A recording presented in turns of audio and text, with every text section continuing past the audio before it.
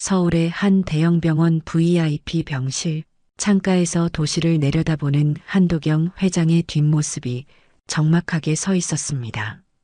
72살의 백만장자 한도경 회장은 일주일 전 현대의학으로도 치료 불가능한 희귀 혈액질환 진단을 받았죠. 의사들은 그에게 남은 시간이 길어야 석 달이라 했습니다. 병실에 작은 오르골 소리만이 울려 퍼지는 가운데 한 회장의 손에는 오래된 사진 한 장이 들려 있었습니다. 사진 속에는 어린 소녀가 환하게 웃고 있었죠. 30년 전 실종된 그의 딸 한서진이었습니다. 한 회장의 눈빛은 창 밖으로 보이는 도시의 빌딩들을 향했어요. 그중 절반 이상이 그의 이름을 달고 있었지만 그 어떤 화려한 건물도 그의 눈빛에 생기를 불어넣지 못했답니다. 딸이 사라진 후 한 회장의 삶은 오직 일과 회사뿐이었어요.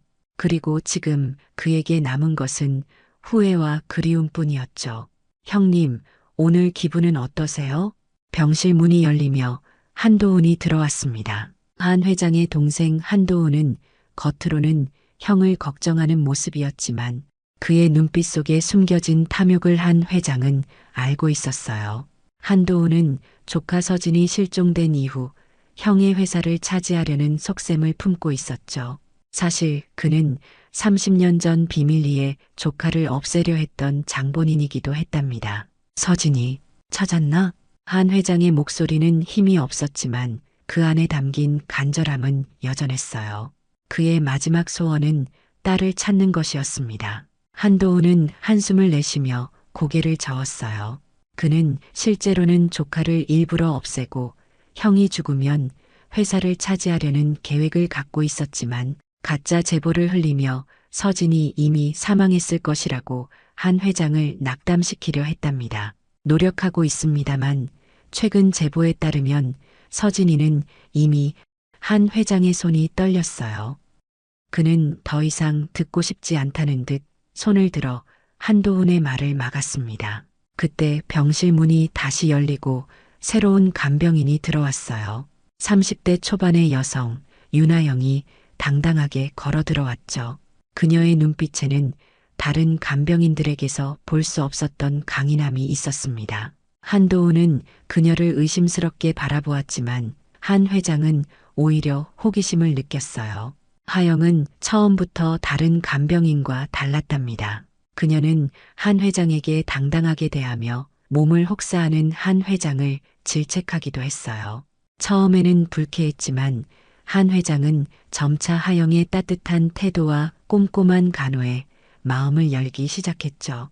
날이 갈수록 한 회장의 건강은 악화되었고 병원 관계자들은 그의 상태가 예상보다 빠르게 나빠지고 있다고 걱정했답니다.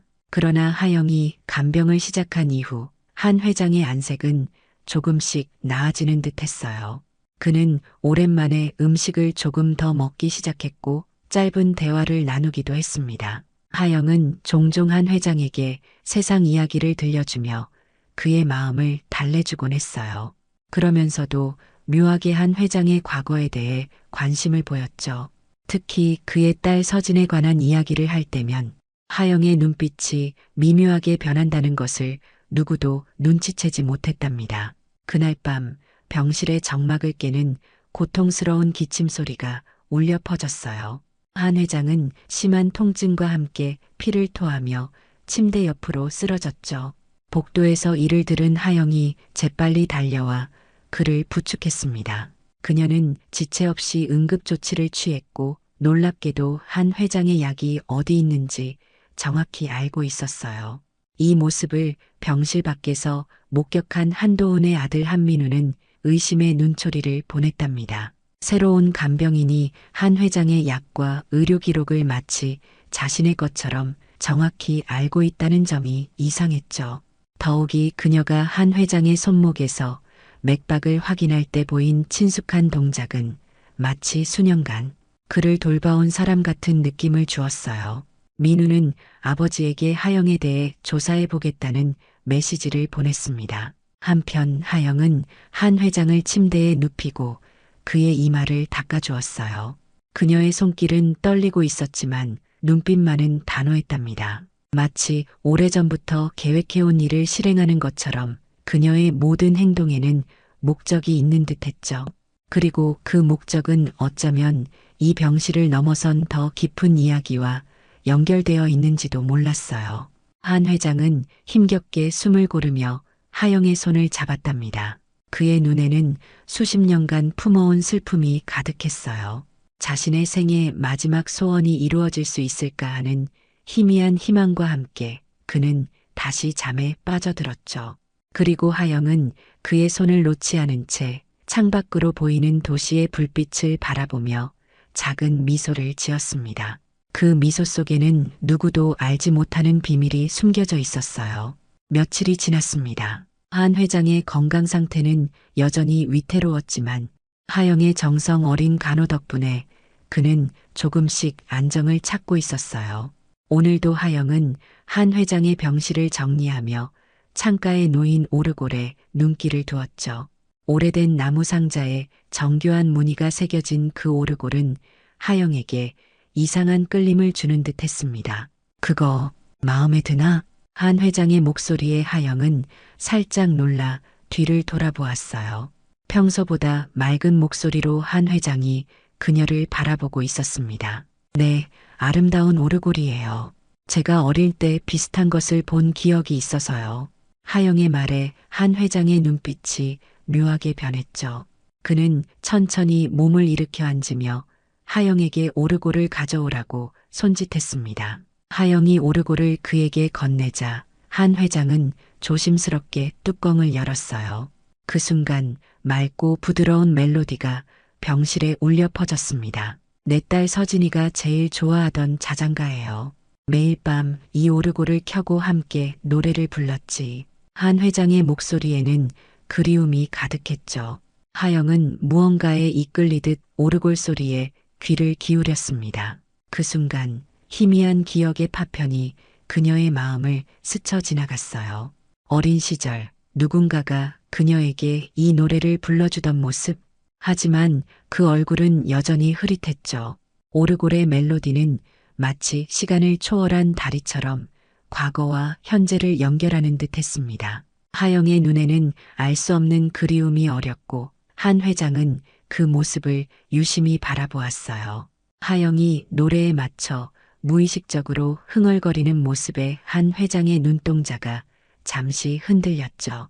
그 모습이 누군가를 떠올리게 했던 걸까요?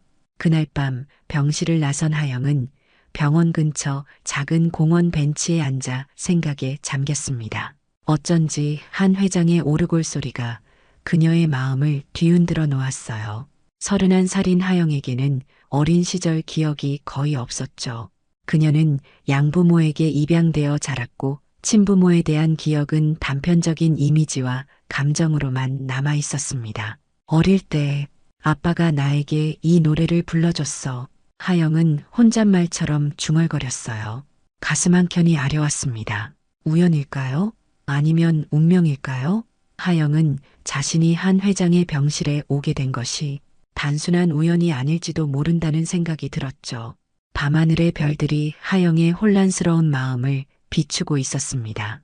그녀는 어린 시절 공원에서 누군가와 함께 별을 세던 기억을 떠올렸어요. 그 따뜻한 손길, 안전하게 감싸주던 품, 그리고 그 목소리. 하지만 얼굴은 여전히 안개 속에 가려져 있었죠. 다음 날 하영은 평소보다 더 조심스럽게 한 회장을 관찰했습니다.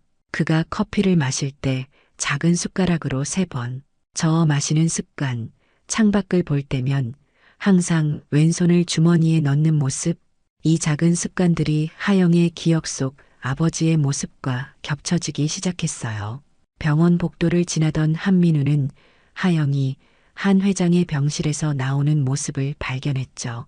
그는 누구에게도 들키지 않게 그녀의 뒤를 따랐습니다. 하영이 병원 자료실에 들어가는 것을 본 민우는 의아함을 느꼈어요. 간병인이 왜 자료실에 들어가는 걸까요? 자료실 안에서 하영은 30년 전 신문 기사들을 찾아보고 있었습니다. 재벌 2세 한서진 양 실종 사건, 한도경 회장, 딸 납치 미스터리 등의 제목이 그녀의 시선을 사로잡았죠. 기사들은 당시 사건의 수사가 미진했다고 지적하고 있었고 한도훈의 증언이 유일한 단서였다는 점을 강조하고 있었어요. 자료실에서 나온 하영은 병원 군의 카페로 향했습니다. 그녀는 노트북을 꺼내 무언가를 검색하기 시작했죠. 민우는 멀리서 그녀가 한도경 회장, 한서진 실종 사건을 검색하는 것을 보았어요. 그의 눈빛이 차갑게 빛났습니다. 곧장 아버지 한도훈에게 전화를 걸었죠. 민우의 제보를 받은 한도훈의 사무실에서는 긴장감이 감돌았어요. 그는 30년 전 자신이 저지른 일이 드러날까 두려웠습니다. 그날 밤 한도훈은 민우와 함께 비밀 회의를 가졌죠. 그들은 하영을 제거할 방법을 모색했어요. 한편 하영은 자신의 작은 원룸에서 오래된 상자를 꺼냈습니다. 그 안에는 그녀의 유일한 과거의 흔적들이 담겨 있었죠. 낡은 인형, 작은 티셔츠, 그리고 오르골과 닮은 작은 목걸이였어요. 하영은 그 목걸이를 손에 쥐고 생각에 잠겼습니다. 양부모는 그녀가 입양되었을 때 이 목걸이를 하고 있었다고 말했었죠. 목걸이 뒷면에는 작은 글씨로 S, J 라는 이니셜이 새겨져 있었어요. 서진시오 마이너스 진의 이니셜일까요? 하영의 심장이 빠르게 뛰기 시작했습니다. 이 모든 것이 우연일 리 없었죠. 그녀는 한 회장의 딸 서진일지도 모른다는 생각에 밤새 잠을 이루지 못했어요. 병원에서는 한 회장의 상태가 급격히 악화되고 있었습니다. 의사들은 그에게 남은 시간이 많지 않다고 했죠. 한 회장은 하영에게 자신의 추억이 담긴 물건들을 정리해달라고 부탁했어요. 서랍 속에서 오래된 앨범을 발견한 하영은 조심스럽게 페이지를 넘겼습니다. 그 순간 하영의 손이 멈췄죠. 앨범 속 한 사진에서 어린 소녀가 목에 걸고 있는 목걸이. 그것은 바로 자신이 가진 목걸이와 똑같았어요. 하영의 심장이 빠르게 뛰기 시작했습니다. 이것은 우연이 아니었죠. 그녀의 머릿속에 점점 더 많은 기억의 조각들이 모이기 시작했어요. 하지만 이 모든 상황을 지켜보던 한민우는 이제 확신했습니다. 하영이 단순한 간병인이 아니라는 것을요. 그는 그녀가 위험한 존재라고 판단하고 행동에 나서기로 했죠. 그리고 그의 눈빛에는 30년 전 그의 아버지가 가졌던 것과 같은 탐욕이 서려 있었어요. 병원 VIP 병실 앞 한민우는 음흉한 미소를 지으며 하영의 모습을 지켜보고 있었습니다. 그의 손에는 조그마한 녹음기가 쥐어져 있었어요. 민우의 계획은 간단했죠. 하영이 한 회장에게 무슨 짓을 하는지 증거를 잡아 그녀를 내쫓는 것이었습니다. 만약 그녀가 정말 서진이라면 이번에는 영원히 사라지게 만들 작정이었어요. 병실 안에서는 한 회장이 심한 기침과 함께 고통스러워하고 있었죠. 하영은 재빨리 산소 마스크를 찾아 그에게 씌워주었습니다. 그녀의 손길은 다급했지만 정확했어요. 마치 수없이 연습한 듯한 숙련된 움직임이었습니다. 괜찮으세요? 물 좀 드릴까요? 한 회장은 천천히 고개를 저었어요. 그는 침대 옆 서랍을 가리켰습니다. 하영이 서랍을 열자 그 안에는 작은 편지 봉투가 있었죠. 한 회장은 그것을 하영에게 건네며 눈짓했어요. 이게 무엇인가요? 하영이 봉투를 열자 그 안에는 오래된 사진 한 장과 메모가 들어 있었습니다. 사진 속에는 어린 서진이 아버지와 함께 놀이공원에서 찍은 모습이 담겨 있었죠. 그리고 메모에는 5월 5째 날 비밀의 정원에서라는 글귀가 적혀 있었어요. 한 회장은 힘겹게 입을 열었습니다. 서진이가 5살 생일에 우리만의 정원에 묻은 타임캡슐이 있어. 하영의 눈이 커졌어요. 그녀의 머릿속에 흐릿한 기억이 스쳐 지나갔습니다. 어린 시절 아버지와 함께 정원에서 무언가를 묻던 모습, 비밀을 약속하며 나눈 웃음. 그 기억들이 점점 선명해졌어요. 그때 병실 문이 열리며 한도훈이 들어왔죠. 그의 얼굴에는 억지 미소가 떠올라 있었지만 눈빛은 날카로웠습니다. 형님, 오늘은 어떠세요? 아, 간병인 분이 잘 돌봐주시나요? 한도훈의 시선이 하영의 손에 들린 봉투로 향했어요. 그의 눈빛이 순간 날카로워졌습니다. 하영은 재빨리 봉투를 주머니에 넣었어요. 한도훈은 그 모습을 놓치지 않고 보았죠. 형님, 중요한 얘기가 있습니다. 이 간병인이 형님의 개인정보를 캐고 다니는 것 같아요. 병원 자료실에서 형님과 서진 양에 관한 자료를 뒤지더군요. 한 회장의 눈빛이 흔들렸어요. 그는 하영을 바라보았습니다. 하영은 당황한 기색이 역력했지만 곧 침착하게 대답했죠. 제가 한 회장님을 더 잘 이해하고 간호하기 위해 알아본 것뿐입니다. 그게 무슨 문제가 되나요? 한도훈은 비웃듯 웃었어요. 간병인이 환자의 과거까지 캐는 게 정상이라고 생각하시나요?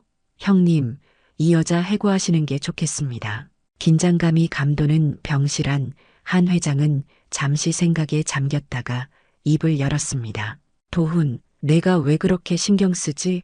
하영 씨는 내게 잘해주고 있어. 한도훈의 표정이 굳어졌어요. 그는 억지로 미소를 지으며 물러났지만 하영을 향한 그의 눈빛은 살기로 가득했습니다. 그가 병실을 나가자마자 한 회장은 하영의 손을 잡았어요. 조심해. 내 동생은 위험한 사람이야. 하영은 고개를 끄덕였죠. 이제 그녀는 확신했습니다. 자신이 알아내야 할 진실이 있고 그것은 한도훈과 관련이 있다는 것을요. 그리고 그 비밀의 열쇠는 비밀의 정원에 있는 타임캡슐 속에 있을지도 모른다는 생각이 들었어요. 병원을 나온 하영은 바로 한 회장의 옛집을 찾아갔습니다. 30년이 지났지만 그 대저택은 여전히 한 회장의 소유로 남아 있었어요. 저택 관리인의 도움으로 그녀는 정원에 들어갈 수 있었죠. 넓은 정원 한편에는 작은 연못이 있었습니다. 연못 주변에는 울창한 나무들이 둘러싸여 있었어요. 하영은 저녁 노을이 물든 정원을 걸으며 기억을 더듬었죠. 어디였을까요? 어디에 그 타임캡슐을 묻었을까요? 그때 하영의 시선이 연못 옆 돌담에 새겨진 작은 나비 모양에 멈췄습니다. 그 순간 어린 시절의 기억이 물밀듯 밀려왔어요. 나비. 아버지는 그녀를 나비라고 불렀습니다. 서진이란 이름 대신 항상 나비라고 부르며 사랑했죠. 하영은 떨리는 손으로 돌담 주변을 살폈어요. 그리고 나비 모양 바로 아래 흙을 파기 시작했습니다. 몇 분의 땀과 노력 끝에 녹슨 깡통 하나가 모습을 드러냈어요. 타임캡슐이었죠. 깡통 안에는 아이가 그린 그림들, 작은 장난감들, 그리고 하영의 손이 떨렸습니다. 거기에는 목걸이 상자가 있었어요. 상자를 열자 그 안에는 그녀가 가진 것과 똑같은 목걸이의 다른 반쪽이 있었죠. 두 목걸이를 합치자 CO-진이라는 이름이 완성되었습니다. 하영의 눈에서는 눈물이 흘러내렸어요. 이제 그녀는 자신이 누구인지 알았습니다. 그녀는 한도경 회장의 잃어버린 딸 한서진이었죠. 그리고 30년 전 그녀를 납치한 사람이 삼촌 한도훈이라는 사실도 깨달았어요. 하지만 그 순간 뒤에서 다가오는 발소리가 들렸습니다. 하영이 돌아보자 한민우가 차가운 미소를 지으며 그녀를 바라보고 있었어요. 역시 내가 서진이었군. 아버지 말이 맞았어. 이번에는 실수하지 않겠대. 민우의 눈빛은 위협적이었고 하영은 본능적으로 위험을 감지했죠. 하지만 그녀 안에서는 어떤 분노와 결의가 솟아올랐습니다. 이제 와서 그녀는 쉽게 굴복하지 않을 거예요. 더 이상은. 병원 근처 카페. 하영은 창가에 앉아 자신의 기억 속 흐릿한 장면들을 떠올리고 있었어요. 목걸이, 오르골 자장가, 그리고 정원의 나비. 이 모든 조각들이 한 회장이 그녀의 아버지임을 가리키고 있었죠. 하지만 하영은 아직 확신이 서지 않아 섣불리 말을 꺼내지 않았습니다. 커피잔을 천천히 돌리며 생각에 잠겨 있는 사이 문득 거울에 비친 자신의 모습이 눈에 들어왔어요. 그 순간 하영은 깨달았습니다. 자신의 눈매와 턱선이 한 회장과 닮아 있다는 것을요. 가슴이 빠르게 뛰기 시작했죠. 한편 한도훈의 사무실에서는 긴장감이 감돌고 있었어요. 그는 책상을 주먹으로 내리치며 분노를 표출했습니다. 수행비서로부터 하영이 한 회장에게 너무 가까워졌다는 보고를 받은 그는 불안에 떨고 있었죠. 한도훈은 창가로 다가가 먼 도시의 불빛을 바라보았습니다. 30년 동안 치밀하게 계획했던 모든 것이 무너질 위기에 처했어요. 그는 민우에게 차갑게 지시했죠. 하영의 정체를 철저히 조사하고 만약 그녀가 서진이라면 빠르게 처리하라는 내용이었습니다. 다음 날 아침 하영은 한 회장의 상태가 갑자기 좋아진 것을 발견했어요. 그의 안색이 밝아지고 식욕도 돌아왔습니다. 의사들도 놀란 표정으로 회복세를 확인했죠. 하영은 기뻤지만 동시에 불안했어요. 한도훈과 민우가 더 위험한 행동을 취할지도 모른다는 생각 때문이었습니다. 점심 무렵 한 회장은 하영에게 자신이 좋아하는 간식을 사다 달라고 부탁했어요. 병원 음식이 지겨웠던 한 회장은 오랜만에 달콤한 것이 먹고 싶다며 미소 지었죠. 하영은 기쁜 마음으로 병원을 나섰습니다. 병원 앞 거리는 평소보다 한산했어요. 초봄의 차가운 바람이 하영의 볼을 스쳤습니다. 그녀는 가까운 제과점을 향해 걸었죠. 횡단보도 앞에서 신호를 기다리던 하영은 문득 이상한 기운을 느꼈어요. 뒤에서 들려오는 엔진 소리가 점점 커지고 있었습니다. 신호가 바뀌고 하영이 걸음을 내딛는 순간 갑자기 검은 승용차 한 대가 신호를 무시하고 그녀를 향해 돌진했어요. 하영은 공포에 얼어붙었습니다. 차의 앞유리 너머로 민우의 차가운 눈빛이 보였죠. 그 찰나의 순간 누군가 하영의 허리를 강하게 감싸 안으며 인도 쪽으로 끌어당겼어요. 박상우였습니다. 승용차는 비껴 지나가며 가로등을 들이받고 멈췄죠. 사람들의 비명과 경적 소리가 거리를 가득 채웠습니다. 괜찮으세요? 상우의 물음에 하영은 여전히 충격에서 벗어나지 못한 채 고개만 끄덕였어요. 그는 하영을 안전한 카페로 안내했습니다. 커피를 건네며 상우는 이미 이런 일이 벌어질 것을 예상하고 있었다고 말했죠. 상우는 한도훈의 행동을 오래전부터 의심해 왔다고 했어요. 특히 서진이 실종된 이후 그의 행적에 수상한 점이 많았다며 자체적으로 조사를 진행해 왔다고 했습니다. 오늘 사고 역시 그가 미리 예측하고 CCTV를 확보해 놓은 상태였죠. 하영의 손이 떨렸어요. 자신이 정말 한 회장의 딸이라면 삼촌인 한도훈이 그녀를 2번이나 죽이려 했다는 사실이 끔찍했습니다. 어린 시절 납치당했을 때의 공포가 흐릿하게 떠올랐죠. 상우는 CCTV 영상을 꺼내 보여주었어요.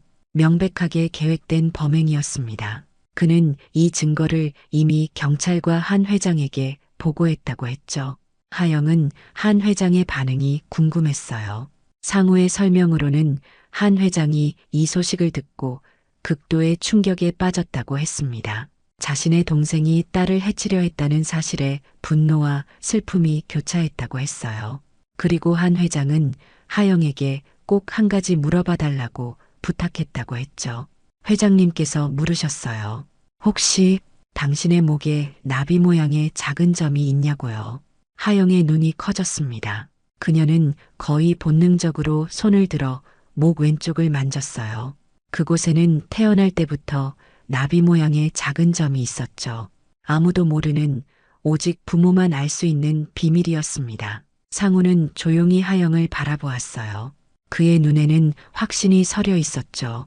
하영은 깊은 숨을 내쉬며 마음의 준비를 했습니다.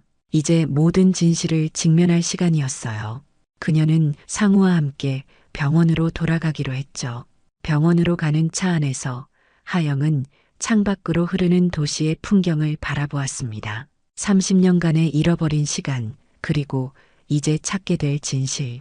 그 모든 것이 그녀의 마음속에서 파도처럼 밀려왔어요. 이제 그녀는 한서진으로서의 자신을 받아들일 준비가 되어 있었습니다. 병원 복도는 긴장된 침묵으로 가득 차 있었습니다. 하영은 수술실 앞 의자에 앉아 떨리는 손을 꼭 쥐고 있었어요. 한 회장은 긴급 수술을 받고 있었죠. 심장 발작으로 위급한 상황이었지만 의사들은 최선을 다하고 있었습니다. 상우는 차분하게 하영의 옆에 앉았어요. 걱정 마세요. 회장님은 강인한 분입니다. 반드시 이겨내실 거예요. 하영은 고개를 끄덕였죠. 그녀의 마음은 이미 한 회장을 아버지라고 부르고 있었습니다. 자신의 정체를 한 회장에게 밝힐 기회가 아직 오지 않았지만 그녀는 이제 확신하고 있었어요. 자신이 바로 30년 전 실종된 한서진이라는 것을요. 수술실 문이 열리고 주치의가 나왔습니다. 그의 표정은 무거웠지만 희망적이었어요. 위기는 넘겼습니다. 하지만 앞으로 이틀이 고비가 될 거예요. 면회는 내일부터 가능합니다. 하영은 안도의 한숨을 내쉬었죠. 그녀는 의사에게 고개를 숙여 감사 인사를 전했습니다. 상우는 하영에게 오늘은 집에 가서 쉬라고 권했어요. 그도 병원에 남아 한 회장을 지키겠다고 했죠. 병원을 나서는 하영의 발걸음은 무거웠습니다. 그녀는 타임캡슐에서 찾은 증거들과 자신의 기억을 정리할 필요가 있었어요. 하지만 그녀의 원룸으로 돌아가는 것이 과연 안전할지 확신이 서지 않았죠. 상우는 그런 하영의 마음을 읽은 듯 했습니다. 제 생각에는 당분간 호텔에 머무시는 게 좋을 것 같아요. 한도훈 이사님과 민우 씨가 아직 자유롭게 활동하고 있으니까요. 제가 안전한 곳을 예약해 드리겠습니다. 하영은 감사하게 그의 제안을 받아들였어요. 그녀는 호텔방에 도착하자마자 긴 샤워로 오늘의 긴장을 씻어내렸습니다. 그리고 침대에 앉아 타임캡슐에서 찾은 물건들을 하나하나 살펴보기 시작했죠. 어린 서진의 일기장, 장난감들, 그리고 아버지와 찍은 사진들. 그녀는 천천히 기억의 조각들을 맞추어 갔어요. 일기장의 한 페이지에서 그녀는 흥미로운 사실을 발견했습니다. 삼촌이 아빠 회사의 비밀 서류를 가져가는 것을 봤어. 아빠에게 말해야 할까? 하영의 가슴이 쿵쾅거렸어요.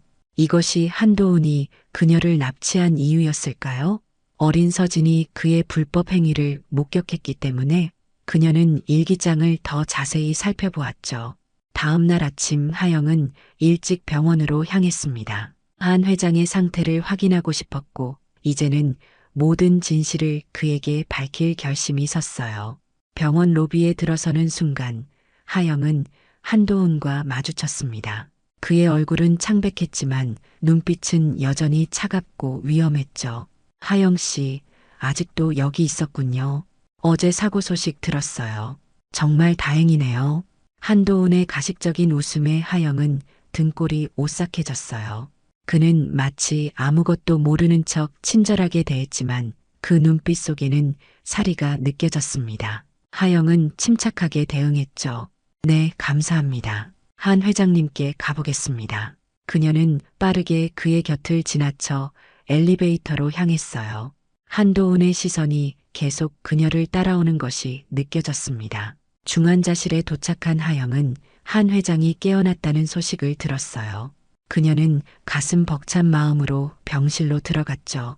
한 회장은 산소 마스크를 쓴 채 누워 있었지만 하영을 보자 눈빛이 환하게 빛났습니다. 하영 씨, 무사해서 정말 다행이요. 한 회장의 목소리는 약했지만 진심이 담겨 있었어요. 하영은 그의 손을 조심스럽게 잡았습니다. 그리고 마침내 용기를 내어 말했죠. 한 회장님, 제가 서진이에요. 돌아왔어요, 아버지. 한 회장의 눈에 눈물이 차올랐어요. 그는 천천히 손을 들어 하영의 얼굴을 감쌌습니다. 그의 손길에는 30년의 그리움이 담겨 있었죠. 알고 있었다. 내 눈빛이 엄마를 닮았어. 서진아. 두 사람은 서로를 바라보며 눈물을 흘렸어요. 오랜 시간 떨어져 있던 부녀가 마침내 서로를 찾은 순간이었죠. 하영은 타임캡슐에서 찾은 물건들과 자신의 기억을 한 회장에게 보여주었습니다. 그리고 어린 시절 기억나는 단편적인 장면들도 이야기했어요. 나비, 내 별명이었지. 내가 항상 그렇게 불렀어. 한 회장의 눈에는 추억의 빛이 어렸죠. 하영은 고개를 끄덕였습니다. 네, 기억나요. 아버지가 항상 저를 나비라고 불러주셨어요. 그리고 매일 밤 오르골 자장가를 함께 불렀죠. 그들의 대화는 병실 문이 열리며 중단되었어요. 한도훈이 들어오고 있었습니다. 그의 얼굴은 하영과 한 회장이 손을 잡고 있는 모습을 보며 굳어졌죠. 한 회장은 힘겹게 몸을 일으켜 앉았어요. 그의 눈빛이 변했습니다. 더 이상 아픈 노인이 아닌 강인한 기업가의 눈빛으로 돌아왔죠. 도훈아, 이제 모든 것이 밝혀졌다. 내가 서진이를 납치했고 이제 다시 해치려 했다는 것도. 한도훈의 표정이 일그러졌어요. 그는 부정하려 했지만 한 회장이 손을 들어 그를 막았습니다. 경찰이 곧 올 거야. 모든 증거가 있어. 내 아들이 하영을, 서진이를 치려 한 CCTV도 있고. 경찰이 도착한 병원 로비는 혼란스러웠습니다. 한도훈은 체포되어 연행되었고 한 회장의 회사 내에서도 큰 변화가 일어나고 있었어요. 한 회장은 자신의 건강 상태가 호전되자마자 긴급 이사회를 소집했죠. 모든 이사들 앞에서 한도훈의 배신과 서진의 귀환에 대한 진실을 밝혔습니다.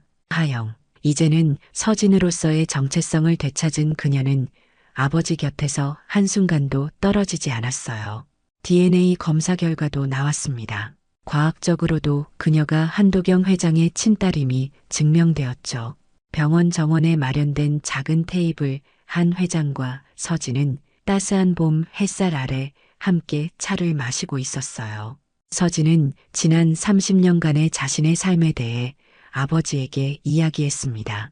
양부모에게 입양되어 평범하게 자랐지만 항상 무언가 빠진 듯한 공허함을 느꼈다고 했죠. 대학에서 간호학을 전공했어요. 사람들을 돕는 일이 좋았거든요. 그리고 우연히, 아니, 어쩌면 운명처럼 아버지의 병원에 오게 된 거예요. 한 회장은 미소를 지으며 딸의 이야기를 경청했습니다. 그의 눈빛에는 후회와 행복이 교차했어요. 30년, 너무 많은 시간을 잃었구나. 서진은 아버지의 손을 꼭 잡았습니다. 하지만 이제 우리는 함께해요.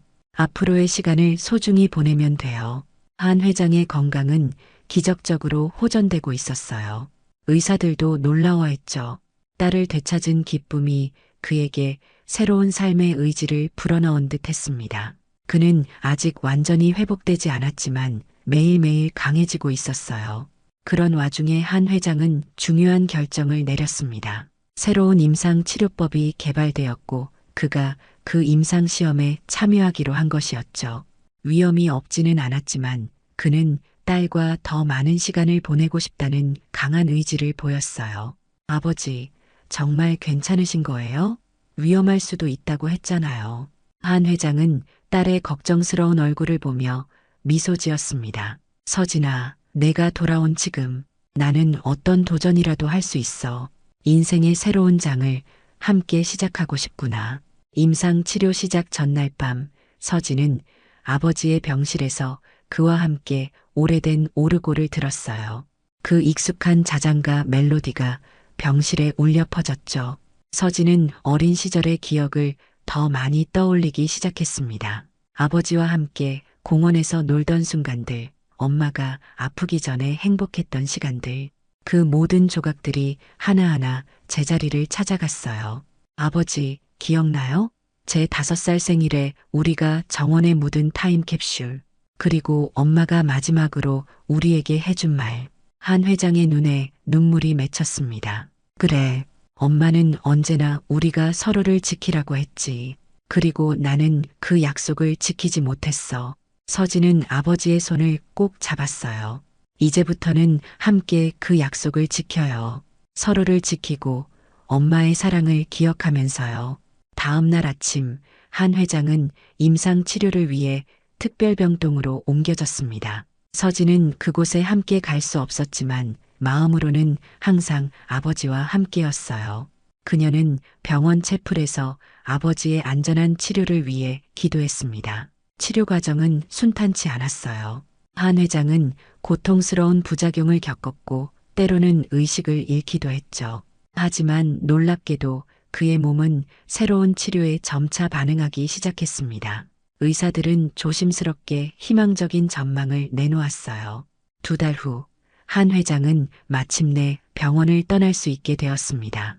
그는 아직 완전히 회복된 것은 아니었지만 기적적으로 병의 진행이 멈췄고 더 이상 시한부 선고는 없었어요. 이제 그에게는 미래가 있었습니다. 딸과 함께할 미래가요. 서진은 아버지를 위해 그의 저택을 새롭게 단장했어요. 30년 전의 침울한 기억들을 지우고 새로운 시작을 위한 공간을 만들었죠. 정원에는 그녀가 좋아하던 나비가 날아다닐 수 있는 다양한 꽃들을 심었습니다. 한편 한도훈과 민우는 법의 심판을 받게 되었어요. 30년 전 유괴 사건과 최근의 살인 미수 혐의로 그들은 긴 징역형을 선고받았죠. 한 회장은 그들을 용서하지는 않았지만 더 이상 과거에 얽매이지 않기로 결심했습니다. 회복 중인 한 회장은 서진에게 특별한 제안을 했어요. 그가 새롭게 시작하려는 재단의 이사장 자리를 맡아달라는 것이었죠. 서진 재단은 희귀 질환을 가진 어린이들을 돕고 새로운 치료법 연구를 지원하는 비영리 단체였습니다. 내 이름이 아니라 내 이름을 딴 재단이라니 너무 과분해요, 아버지. 한 회장은 딸의 손을 꼭 잡았습니다. 아니야, 서진아. 내가 돌아온 것이 내게는 가장 큰 선물이었어. 그리고 이제 우리는 그 선물을 다른 이들과 나눌 수 있어. 재단 개소식 날 서진은 떨리는 마음으로 연단에 섰어요. 그녀 앞에는 수백 명의 사람들이 앉아 있었고 그 중에는 그녀를 돌봐주었던 양부모도 있었죠. 서진은 그들에게도 깊은 감사를 표했습니다. 저는 30년 동안 잃어버린 자장가를 찾아 헤매었습니다. 그리고 마침내 저는 그 노래를 다시 듣게 되었어요. 저의 이야기처럼 많은 아이들이 희망을 잃지 않고 자신만의 자장가를 다시 찾을 수 있도록 이 재단이 작은 도움이 되길 바랍니다. 박수 소리가 강당을 가득 채웠어요. 한 회장은 딸을 자랑스럽게 바라보았죠. 그의 눈에는 행복의 눈물이 맺혀 있었습니다. 잃어버렸던 모든 것을 다시 찾은 이 순간 그는 진정한 부의 의미를 깨달았어요. 저녁이 되자 한 회장과 서진은 저택 정원의 벤치에 나란히 앉았습니다. 그들 사이에는 오래된 오르골이 놓여 있었어요. 두 사람은 말없이 그 자장가를 들으며 별이 빛나는 하늘을 바라보았죠. 서진아, 행복하니? 서진은 아버지의 어깨에 머리를 기대며 미소 지었습니다. 네, 아버지. 정말 행복해요. 우리의 자장가를 다시 찾았으니까요.